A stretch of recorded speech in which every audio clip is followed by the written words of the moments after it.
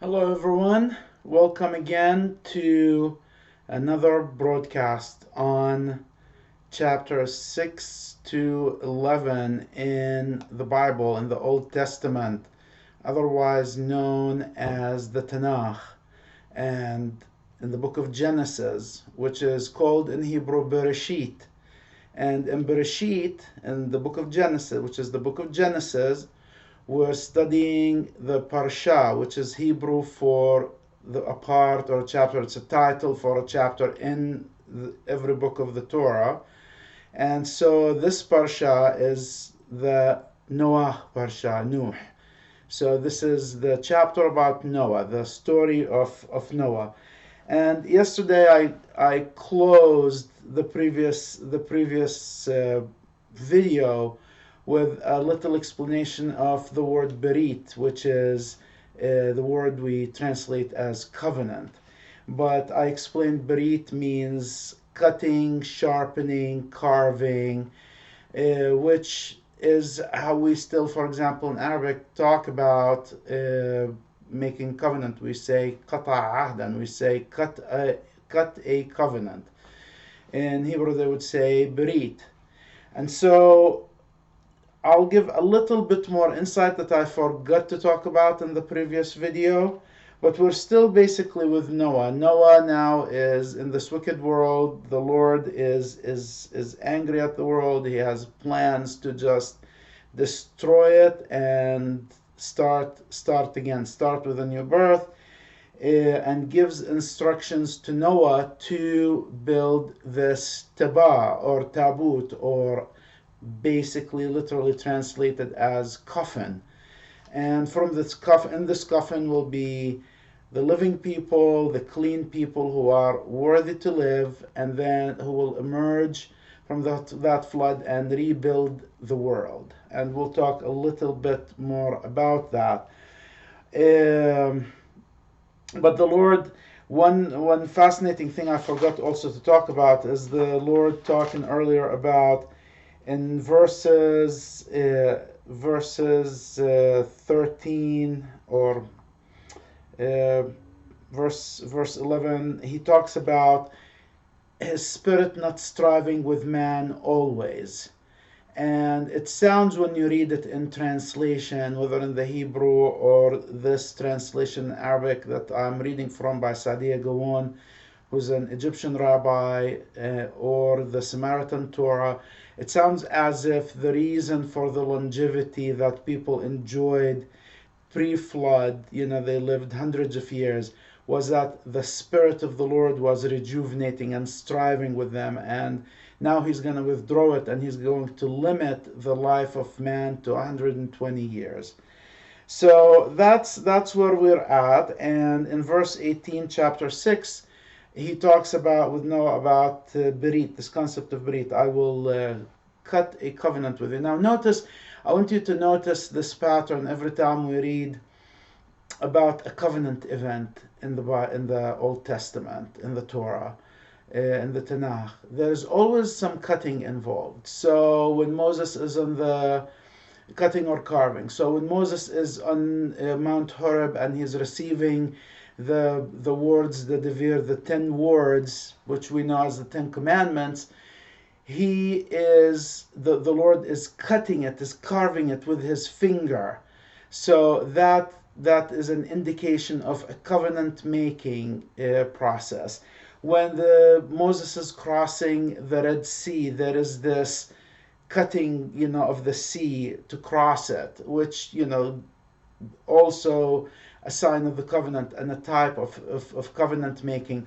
When Abraham in Genesis chapter 15, which is something we will talk about soon, is making a covenant with God, he's cutting all of these animals in half and going through this strange ritual where he's cutting some animals and he's walking between them. So there's always this cutting going on as a sign of covenant making. That's what berit, that's because we're using the word berit, which the word covenant, and I have to study the etymology, the source, where the word covenant in English or Latin comes from, but at least in Hebrew, in the Bible, that's what it talks about. It's an act of cutting.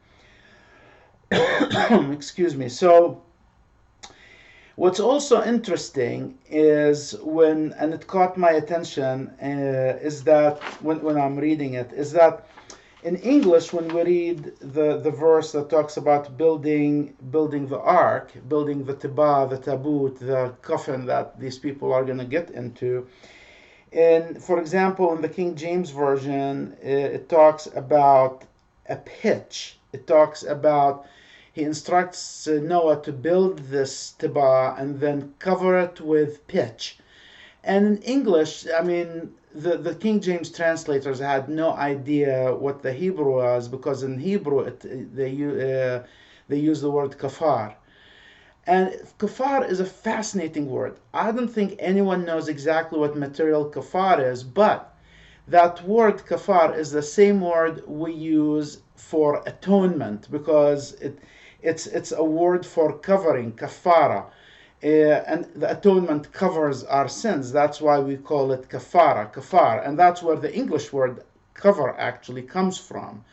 Is kafara. So I love all of these hints, all of these parts of the story that talk about these people who are going to go into a symbol of death. They are going to be immersed in water. They are going to emerge from the water. They are going to go and build a new world and live again, and they are covered with this thing. It's covering them. This kafar is covering them from the sins of the world that is being destroyed. It is a fantastic metaphor, and if you're reading it in English, it really doesn't come through. And usually when I'm looking for a very literal translation of the English Bible, I go to an old translation called the Young Literal Translation. It's available. It's in public domain, free on the internet. You can check it out. The King James Version doesn't reflect many of these language nuances that give you all of this rich symbolism that is in the Hebrew.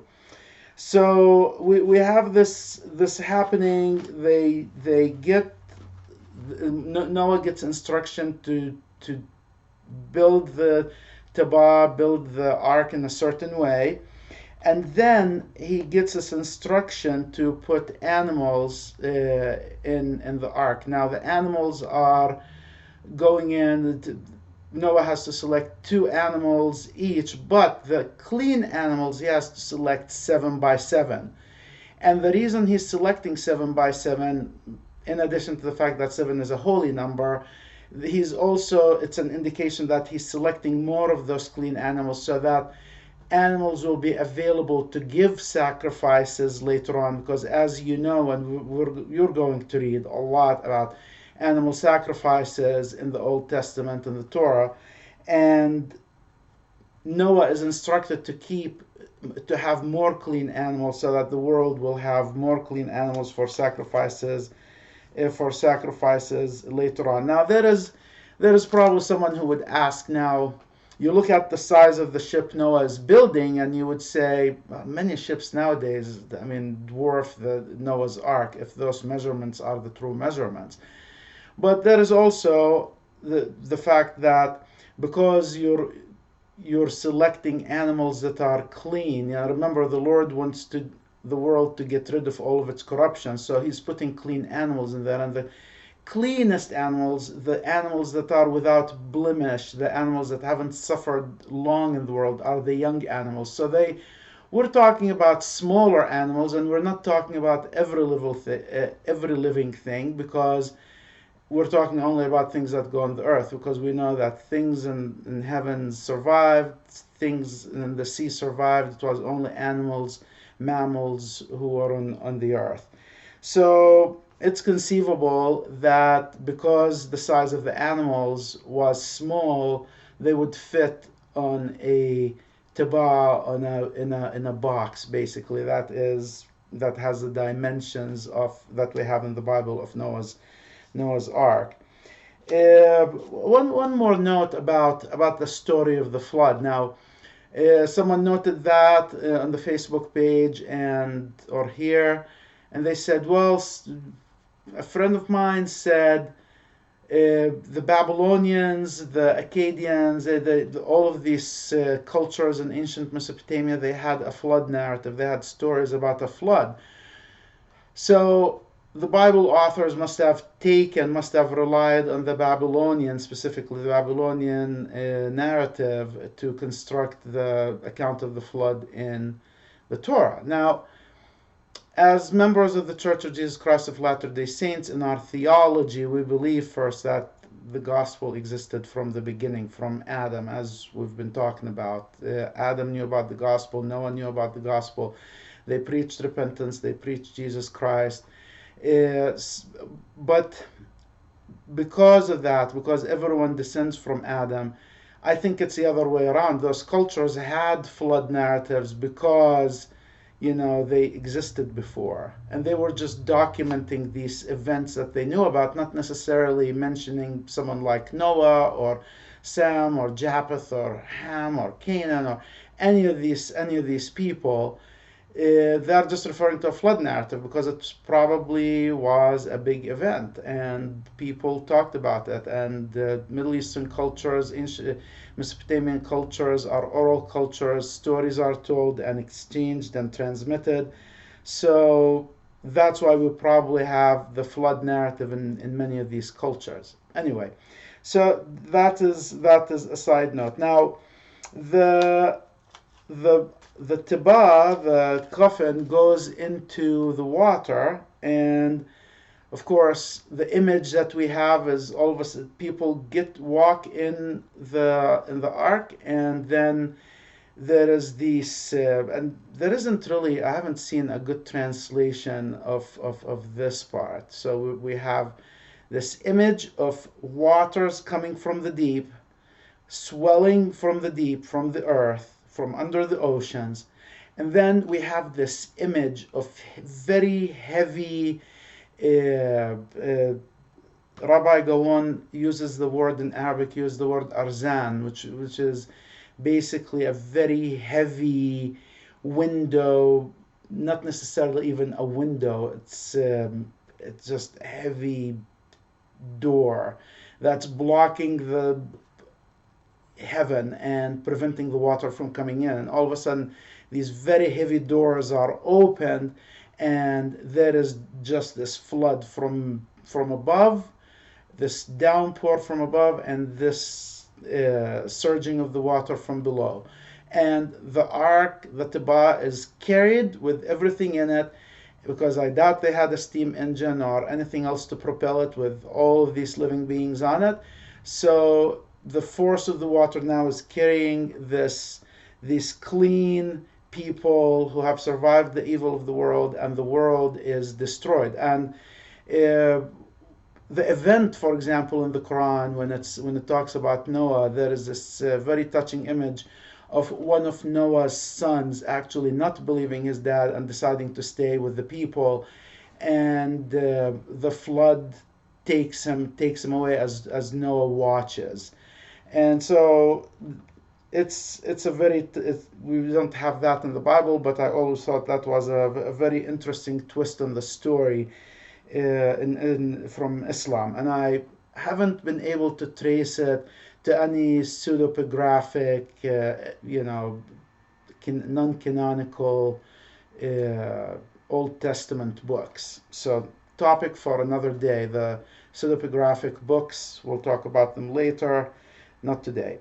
But they are in water for 40 days and 40 nights. And I think I spoke about this earlier, about the number 40, and how the Jewish sages believe that it is associated with purification, with purification, with renewal. So, the whole world becomes this mikvah, becomes this basin, and the whole world is being cleaned. And those people who are in the ark, covered by a kaffar, covered by that pitch, for lack of a better English word, and they are protected by this atonement. for 40 days.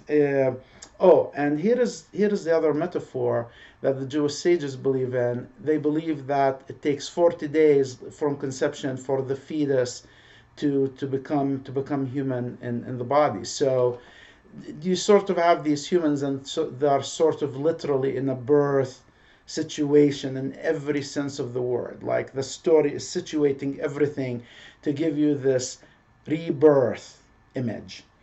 So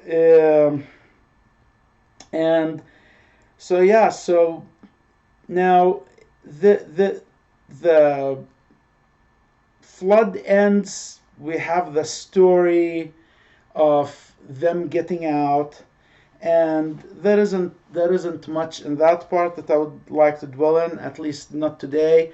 But the part that I would like to talk about is they get out, and now, of course, uh, everything is cleansed. The whole world is starting anew. They emerge on a mountain. Noah opens, comes out, and of course, the first thing he waits for the Lord to instruct him. So now we're in chapter 8 of Genesis, and he basically gives him a command in verse 17, chapter 8. He gives him basically gives everyone this new command, this same commandment that he gave that Heavenly Father gave in the very beginning, which is multiply and replenish the earth. And so they come out. And in verse 20, Noah does what we, at least as Latter-day Saints, know from the scriptures. He gives sacrifices. There is this new world like Adam in the beginning. As we've read earlier in the Pearl of Great Price, Adam, soon as he made it to earth, as a human, he gave sacrifices.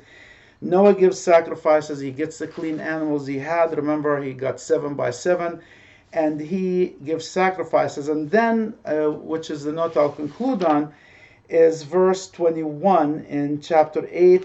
Noah sacrifices, and verse 21 talks about God smelling. So in both Young's literal translation and in the King James Version, it says, and the Lord smelled a sweet savor.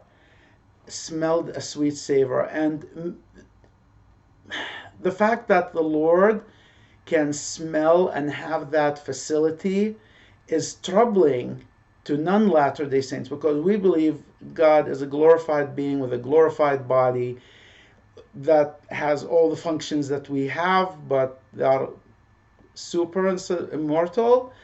The Jews, other Christians, Muslims, definitely they have a problem with this concept of God smelling, especially smelling the smell of food. So, and you see the struggle when you look at the different translations, the Samaritan, the translation into Arabic from the Septuagint. Remember, the Septuagint is a translation by Alexandrian Jews into Greek, and it's been translated into Arabic with a lot of word senses explained.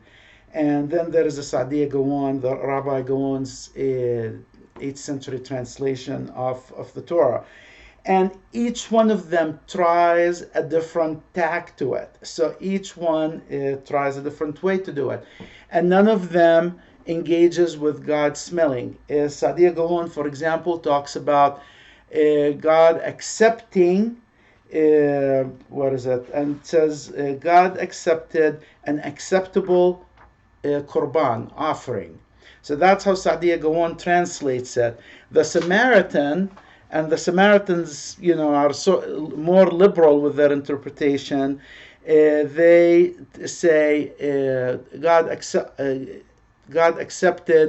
an acceptable offering, and the Hebrew says, "Va Yehovah Ruach Rih Nihoch," or Rih Nihoch. Now, Rih Nihoch is also in classical Arabic. Ruach means, inhale. He inhaled. Rih, smell.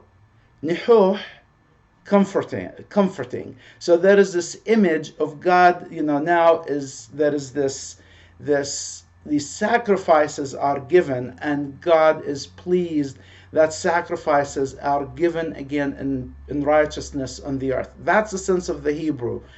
But and in English, in Arabic and modern languages, they struggle with that.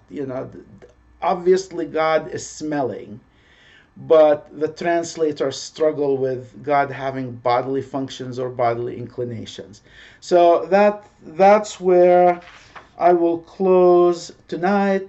Well, uh, let me just indulge a little bit. God also makes a covenant, makes a berit, that He will not destroy the earth again because of man, but He acknowledges that the thoughts in man's heart are bad. And in verse 21, He talks about those thoughts being bad since his youth. So in the English, they use the word youth, but in Hebrew, I believe it says Nahor. And in the Arabic, they say since he was small, basically since the beginning. The thoughts of the human heart are bad, but as long as we obey His commandments, there will be no more, or not as long. I mean, there will be no more. He covenants that there will be no more utter, complete destruction of everything and everyone. And that's what I have for tonight. It's fascinating.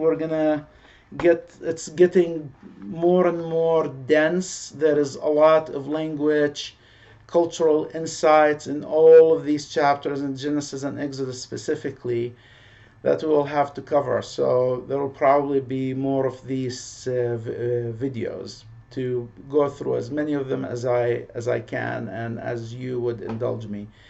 So have a great time, and again, share, like, and above all, tell me your thoughts. And thank you so much.